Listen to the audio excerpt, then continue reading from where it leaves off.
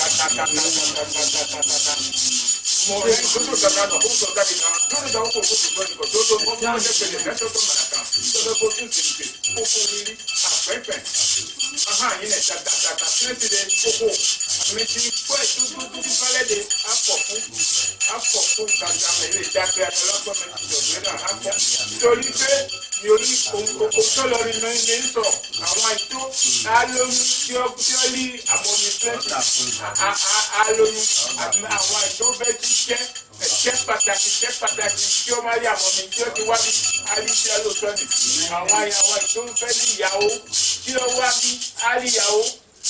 Ní sátánẹ̀ lóòótọ́ ni bàbá ló sọ ní mi sọ bàbá mi ló sọ bàbá ti bàbá ló sọ ní mi sọ. Lóòótọ́ ni o. Ewa ya kpɔ enya aso enya bɛ wɔ abe ya ele kple be ebiɔ kebe tɔgbe nyuie ebiɔ ne ame yi ne yi prince be tiɲawo ye ele biɔ na ame ne se na ebe ŋkɔ espeta trɔtrɔ ya ame azã ga ɖe me isɔ ga ɖo ɖa wokple bɔn eyi le me ewo kɔ le ɔpeta. Papa la tonne na papa la la kpɔ dagbe papa la kpɔ le me jɔma o ma tɔ ba di gbere o jɔna me mu le me o ase ma te kpɔ wa di gbere o ebo ma te kpɔ wa di gbere o ni fún bi ale kpɔ ma te nɔ wa di gbere o n'o tɔ dɔ be munu o la kpɔ dɔ n'o tɔ sɔ de be munu n'o kpɔ plesi.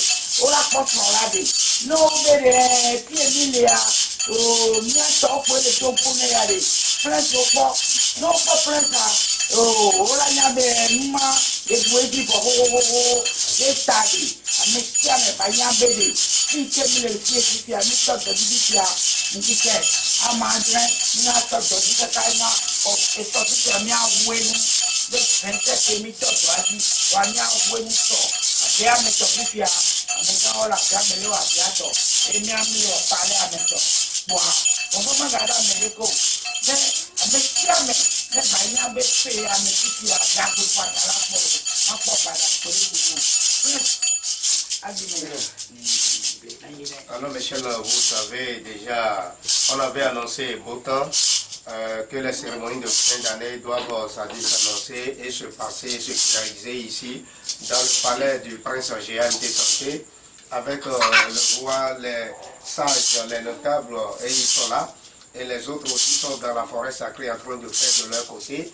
Et depuis le 27, comme on avait annoncé, on a commencé. Et quand bien on a commencé cela, vous allez voir que c'est demain, le 3, là, ce 3 janvier, qu'on va terminer la cérémonie de fin d'année qu'on avait entamée depuis le 27 là. Et les divinités, les oracles, les dieux sont nous en train d'annoncer, c'est-à-dire des bonnes nouvelles envers tous les gens qui sont à la diaspora, autrement dit, tous nos clients qui nous suivent actuellement. Vous êtes en Amérique ou bien en Europe, n'importe comment, ou bien de l'Afrique ici, et tous ceux-là, ils vont avoir de la satisfaction, ça vous m'a dit, parce que les oracles sont en train de nous révéler beaucoup de choses, et on est en train de faire sur son point, ainsi de suite, et un à un. C'est pourquoi surtout, on n'a pas encore commencé à tuer les moutons, mais on a tué certaines poules, les coqs et autres là, canards, et les moutons avec le bœuf là, c'est demain, le jour où on va terminer la cérémonie, qu'on veut commencer à tuer cela pour les dieux, les divinités, les oracles, et ils vont le prendre, et le dieu Maoussebolissa va prendre de ces assauts là-dessus pour nous, et ça doit exaucer, et les bénédictions doivent être ainsi soit-il. Mes chers internautes, ne vous hésitez pas, tel le grand ici a dit, avec le sage et les notables, vous allez voir, si vous avez les problèmes de la santé spirituelle, n'importe comment, ou bien même vous êtes là et vous n'arrivez pas à trouver, c'est-à-dire de boulot dans votre vie, malgré que vous avez appris, c'est-à-dire un métier, mais ça n'évolue pas, n'hésitez pas. Prince GMT Santé est là pour vous, tel que vous le connaissez bien sûr. De même que la conception, bien la production pour donner enfant dans votre vie. C'est toute première richesse de notre vie que tout le monde doit donner. N'hésitez pas sur ce côté, les cas de la sorcellerie.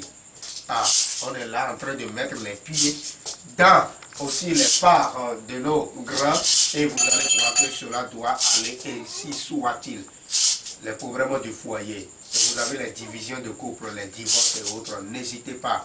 On va essayer d'appeler les dieux sur ça et vous aurez de votre satisfaction et je vous remercie.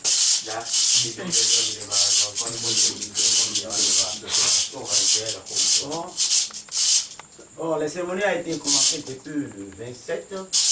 Ça doit prendre sa soirée. Les gens nous sommes dans notre palais ici. Et nous sommes en train de faire les cérémonies de cette palais. Il y a des gens qui sont dans les forêts parce qu'ils font tout. Bon, demain, ça doit achever. Merci.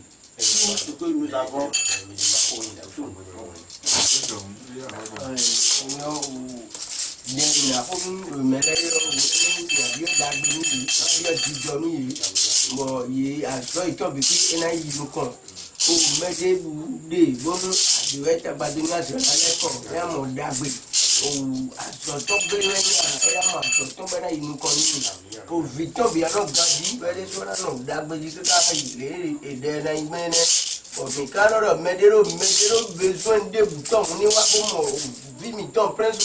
Kofo ejeti oja jogun nde bugari de buji pe oni fe wa de be ye de bo e ku de be ha so de be ya ti so le ni to ka ke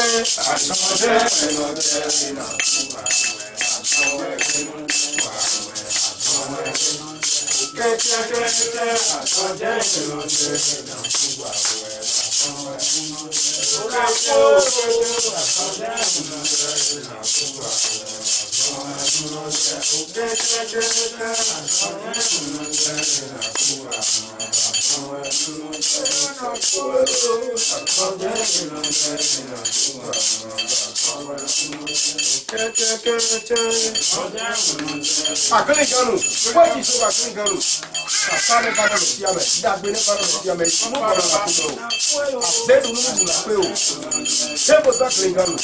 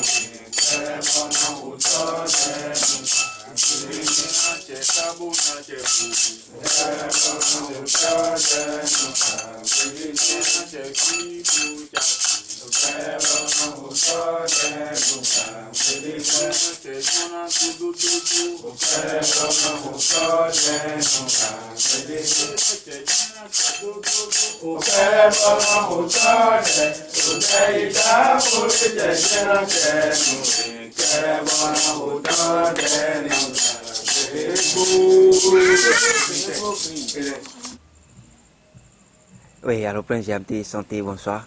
Bonsoir, monsieur le journaliste. Et voilà, vous avez commencé les cérémonies de fin d'année depuis le 27. Aujourd'hui, le 1er, mais vous continuez d'appeler les dieux pour l'année 2020. Et qu'est-ce qu'on peut retenir de toutes ces journées que vous avez consacrées à appeler les dieux pour vous surveiller, vous donner la grâce sur l'année 2020? Merci, monsieur le journaliste. Écoutez, très bien dit donc, cérémonie de fin d'année.